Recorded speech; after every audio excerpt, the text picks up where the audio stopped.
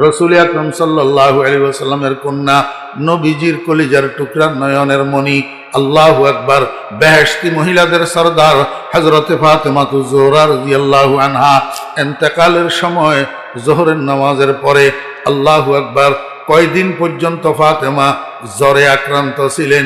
যেদিন ইন্তেকাল হইবেন রোজা ছিল, রোজা ছিল ফাতেমা। আল্লাহু আকবার। আগের রাত্রে নবীজিকে স্বপ্ন দেখছে, নবীজিকে স্বপ্নের মধ্যে দেখছে গভীর রাত্রে মুহাম্মদুর রাসূলুল্লাহ সাল্লাল্লাহু আলাইহি ওয়াসাল্লাম ফাতেমার ঘরে ঢুকি অন্ধকারের মধ্যে কি যেন তালাশ করে। ফাতেমা স্বপ্নের ভিতরে নবীজিকে জিজ্ঞাসা করে, আব্বা, এই অন্ধকারের ভিতরে আপনি কাকে তালাশ করেন, কি তালাশ করেন?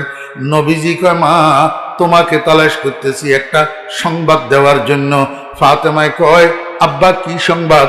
এগুলা সব স্বপ্নের মধ্যে হইতে আছে। ফাতেমায় কয়, আব্বা,